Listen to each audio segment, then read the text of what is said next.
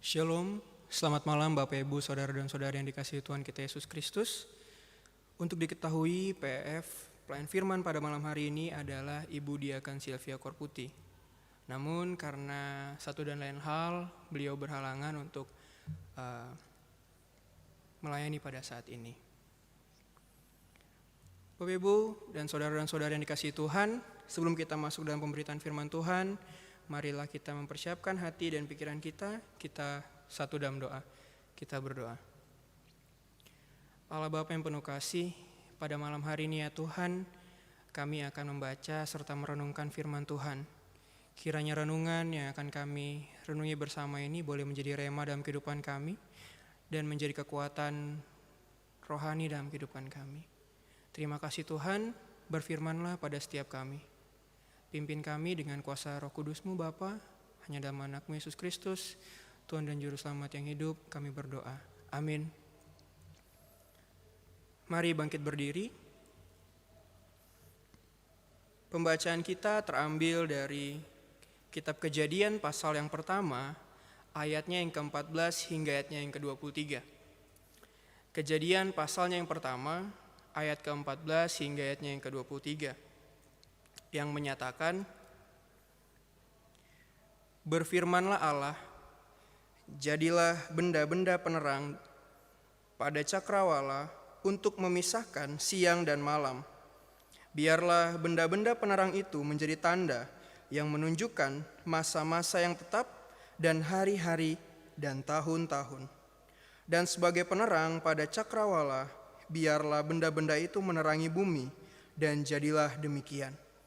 Maka Allah menjadikan kedua benda penerang yang besar itu, yakni yang lebih besar untuk menguasai siang dan yang lebih kecil untuk menguasai malam, dan menjadikan juga bintang-bintang. Allah menaruh semuanya itu di cakrawala untuk menerangi bumi, dan untuk menguasai siang dan malam, dan untuk memisahkan terang dan gelap. Allah melihat bahwa semuanya itu baik, jadilah petang dan jadilah pagi, itulah hari keempat. Berfirmanlah Allah, hendaklah dalam air berkeriapan makhluk hidup yang hidup, dan hendaklah burung berterbangan di atas bumi melintasi cakrawala.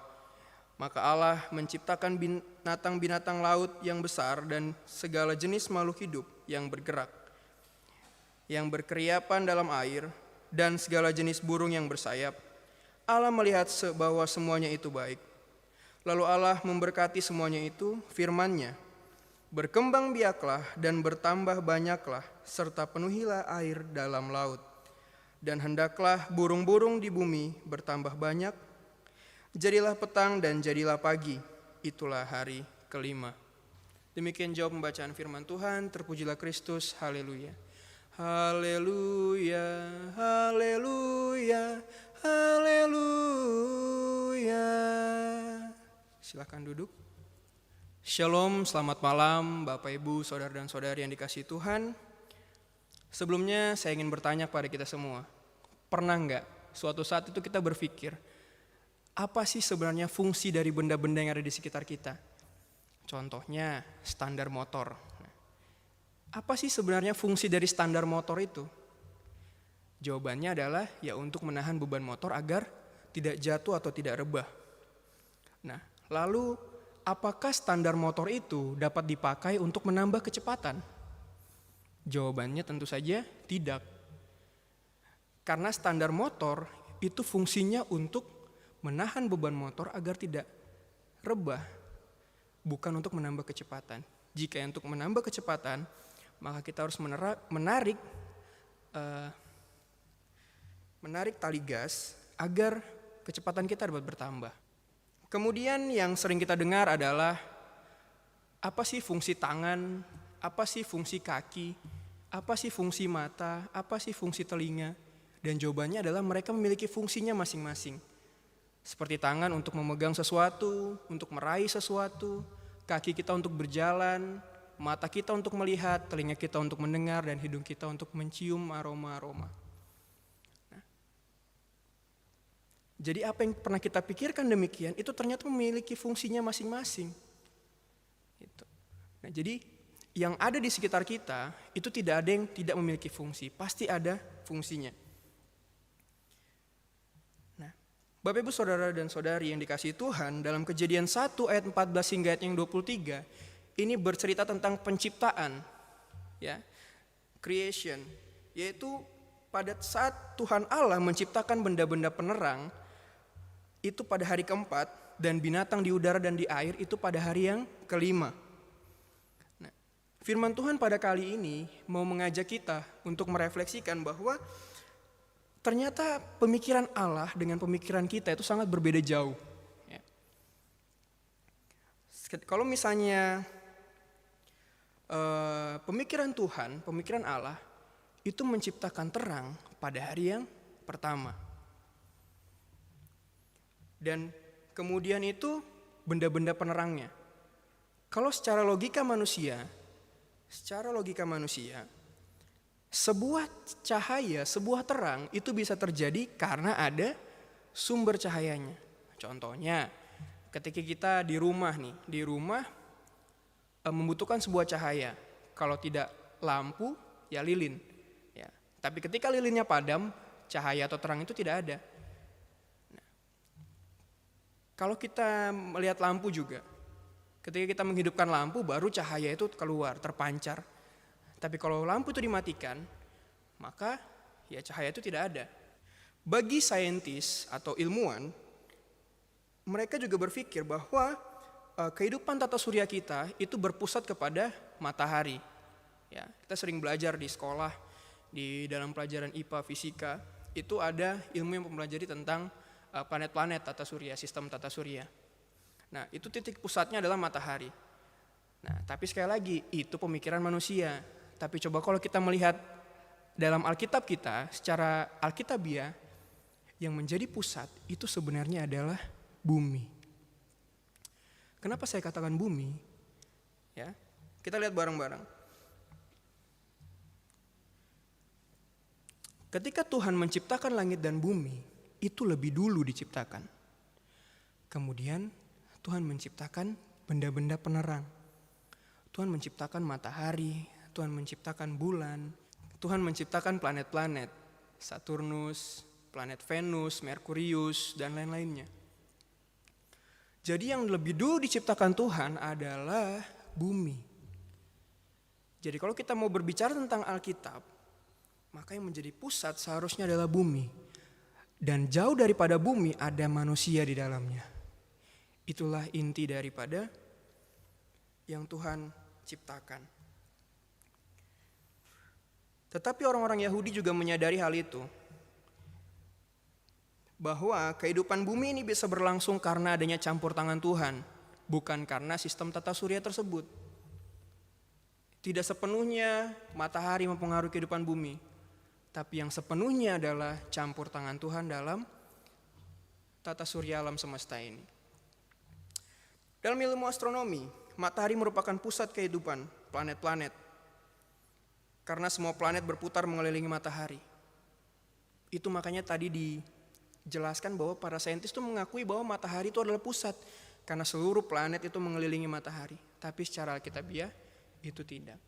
Bumi adalah pusat dari segala sesuatu. Karena bumi diciptakan lebih dulu dan matahari tercipta untuk bumi. Nah, sekarang kita mau lihat lagi, apa sih sebenarnya tujuan Tuhan menciptakan benda-benda penerang itu? Apakah hanya untuk menjadi penerang kepada bumi supaya kalau siang itu nggak gelap dan kalau malam pun ada bulan tidak terlalu gelap-gelap amat? Apakah hanya itu? Nah, Tuhan menciptakan benda-benda penerang tidak hanya serta-merta menjadikan mereka sumber cahaya bagi bumi, tapi juga menjadi pembeda. Ya. Tuhan memberikan matahari pada waktu siang untuk menunjukkan bahwa waktu itu adalah waktu siang. Dan bulan untuk menunjukkan waktu malam. Supaya apa? Supaya manusia tahu kapan waktunya untuk memulai hari, kapan waktunya untuk memulai aktivitas, kapan waktunya untuk beristirahat, dan kapan waktunya untuk menghentikan segala aktivitas. Jadi maksud Tuhan itu bukan hanya menjadikan sumber cahaya saja, tidak. Tetapi lebih daripada itu. Jadi benda-benda penerang itu juga menjadikan tanda atau sinyal bagi kehidupan manusia. Ya. Jadi bagaimana tandanya siang, bagaimana tandanya malam itu bagaimana. Nah, kemudian ada satu tanda yang sangat besar yang Tuhan berikan bagi kita manusia, adalah Allah Sang Pencipta dengan kuasanya juga mengaruniakan sosok Kristus Yesus dalam wujud terangnya. Dia menjadi terang, dia menjadi penuntun, dia menjadi panutan, dan juga dia menjadi juru selamat bagi seluruh umat manusia. Ketika lampu diciptakan oleh Thomas Alva Edison untuk menerangi, dan Allah menurunkan Yesus Kristus juga untuk menerangi bumi. Sumber cahaya ada untuk menerangi sesuatu yang gelap. Dan Kristus juga hadir dalam kehidupan kita untuk menerangi hidup kita, agar kita tidak tinggal dalam kuasa gelap. Jadi karya Allah itu mau dari yang paling kecil, yang paling sederhana, sampai yang paling besar sekalipun, itu memiliki fungsinya masing-masing. Ketika benda-benda penerang di alam semesta untuk menerangi bumi, dan kehadiran Kristus sebagai Tuhan dan Juru Selamat kita, manusia. Jadi Bapak Ibu Saudara dan Saudari, secara sederhana kita mau belajar dari firman Tuhan pada malam hari ini. Keberadaan benda penerang itu sangat penting sebagai tanda untuk menandai siang dan malam. Karena Tuhan ingin membuat perbedaan atau pembeda. Ya. Perbedaan waktu perlu agar kita mengerti artinya pergantian. Kita tahu kapan untuk memulai suatu kegiatan, kita tahu kapan untuk berhenti, dan kita tahu akan perubahan itu kapan. Kalau mungkin selama ini kita hanya mengenal Allah itu adalah Allah yang pemersatu. Itu benar, tidak salah. Tapi kita juga harus melihat bahwa Allah itu ternyata juga Allah yang memiliki sifat menciptakan perbedaan. Allah juga turut menciptakan sebuah perbedaan. Jadi Allah ketika menciptakan cakrawala juga bertujuan untuk memisahkan antara daratan dan langit, lautan dan daratan. Coba bayangkan jika semuanya itu menyatu, ya, gimana? Pasti dunia ini juga akan kacau balau juga. Tidak ada yang indah di situ. Tapi Tuhan mengizinkan, memperkenankan sebuah perbedaan itu tercipta untuk membuat bumi ini semakin indah, semakin nyaman ditinggali oleh manusia, oleh kita, umat-umatnya. Juga Tuhan menciptakan tumbuhan juga yang berbeda-beda. Ada yang akar serabut, ada yang akar tunggang. Kalau misalnya akarnya sama semua, pohon beringin itu tidak akan kuat gitu. Mungkin saja kekuatannya pohon beringin sama dengan pohon toge, pohon singkong kayak gitu. Jadi hal-hal seperti itu ternyata Tuhan juga menciptakan, mengizinkan dan memperkenankan bahwa perbedaan itu harus terjadi. Nah, selanjutnya juga Tuhan menciptakan perbedaan. Tetapi perbedaan itu bukannya membuat kita semakin membenci satu sama lainnya, tidak. Tapi malah perbedaan itu yang harus kita persatukan gitu.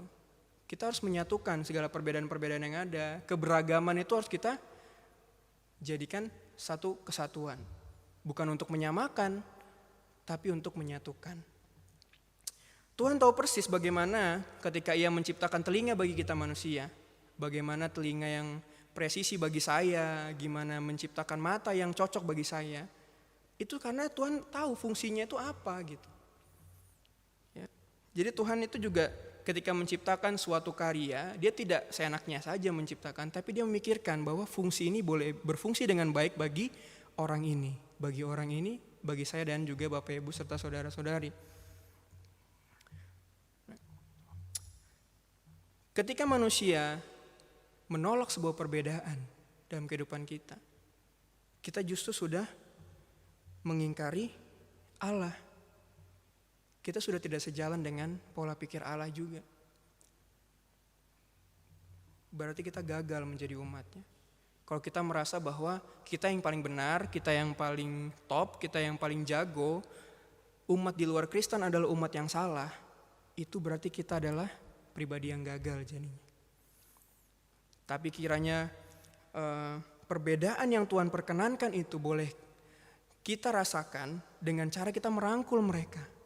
untuk sama-sama bersatu menjaga alam semesta ini, menjaga lingkungan, menjaga negara, dan sebagainya.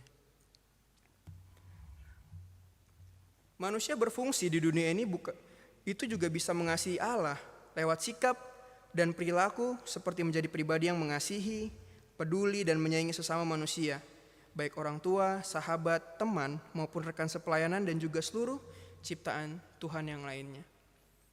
Jadi itulah fungsi manusia ditempatkan di dunia ini, bukannya menjadi perusak, tapi menjadi pendamai, menjadi perangkul, menjadi pengasih bagi sesama kita.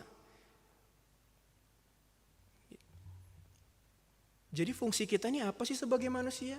Yaitu kita mengasihi Allah dengan cara merawat alam, itu fungsi kita.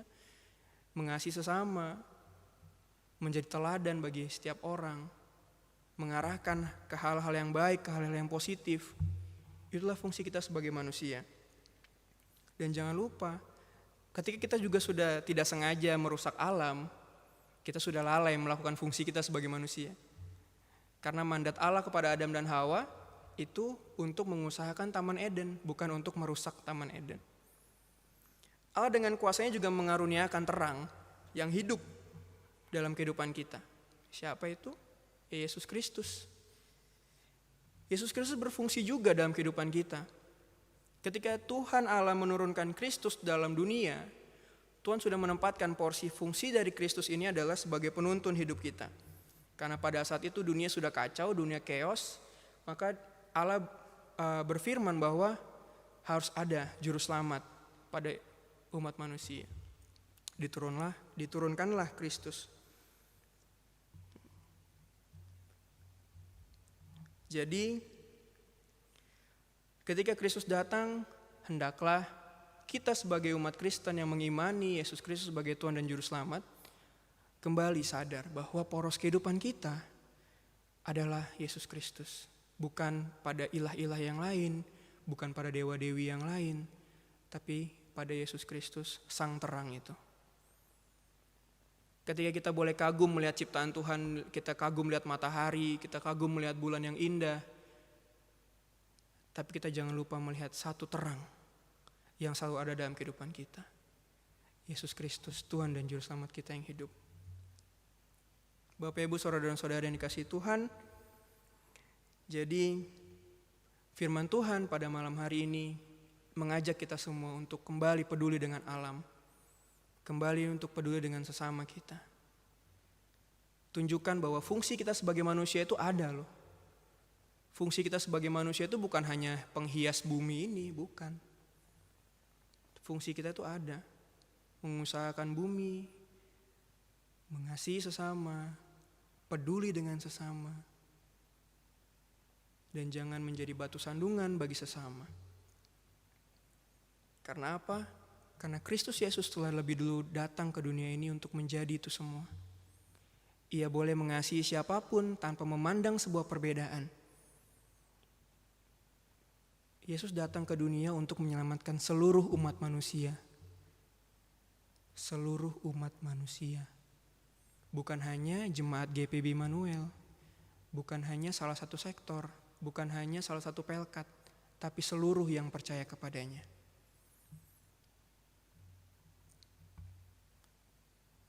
Jadi hendaklah kita boleh merenungi firman Tuhan pada malam hari ini, boleh menjadikan firman Tuhan ini menjadi pedoman dalam kehidupan kita untuk tetap ingat bahwa poros kehidupan kita, pusat kehidupan kita adalah Yesus Kristus, Sang Terang itu. Tuhan memberkati. Amin.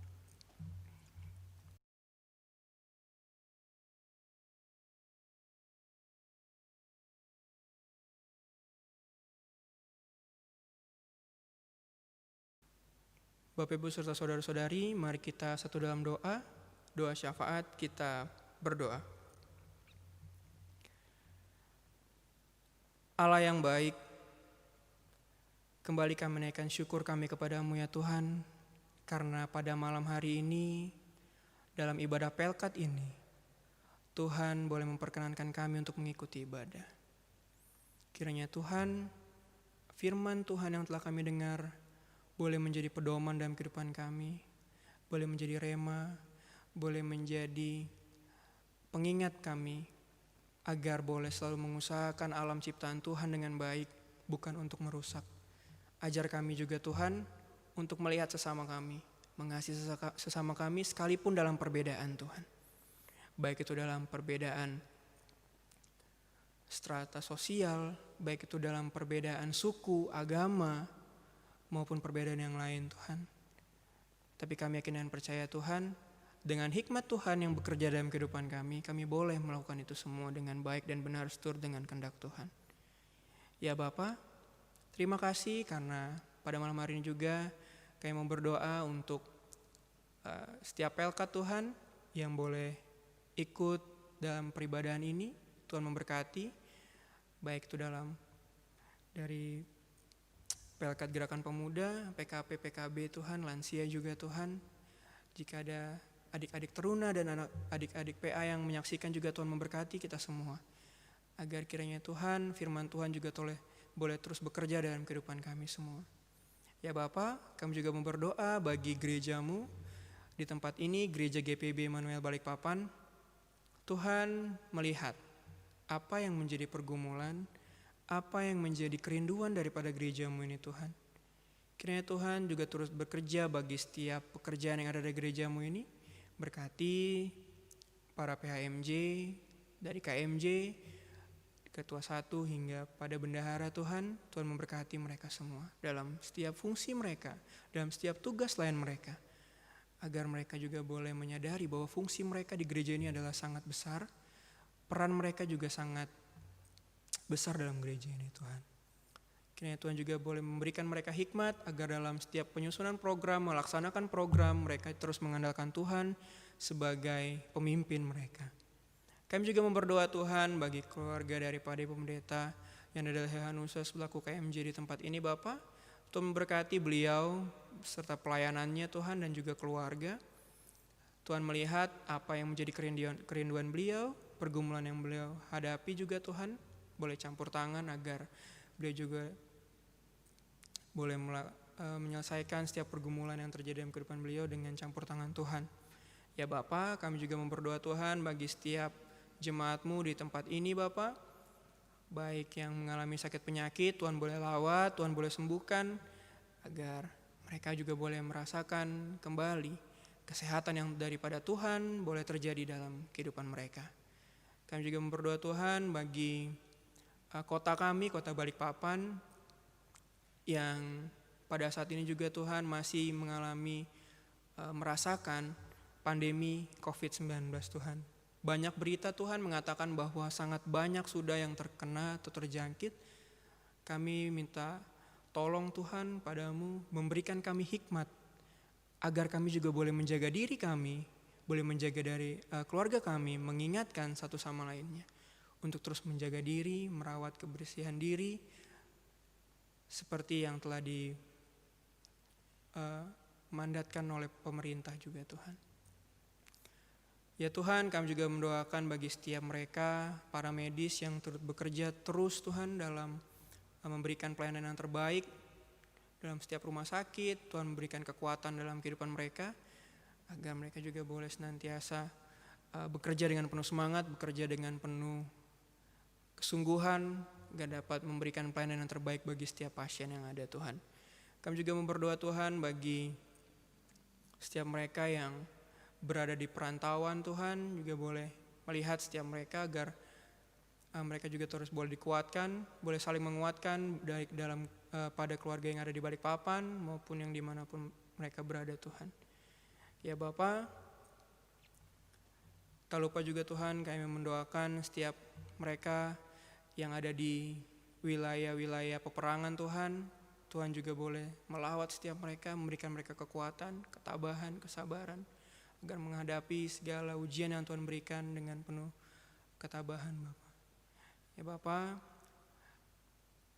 banyak yang ingin kami sampaikan Tuhan, tetapi kami yakin dan percaya Tuhan Yesus lebih dulu mengetahui apa yang kami rindukan.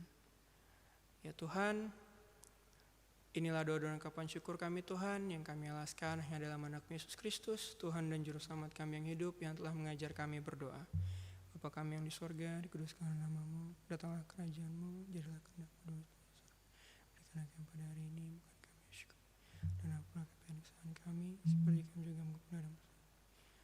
kami dalam cobaan, tapi lepaskanlah kami daripada yang jahat. Karena Engkaulah yang mempunyai kerajaan dan kuasa dan kemuliaan sampai selama-lamanya.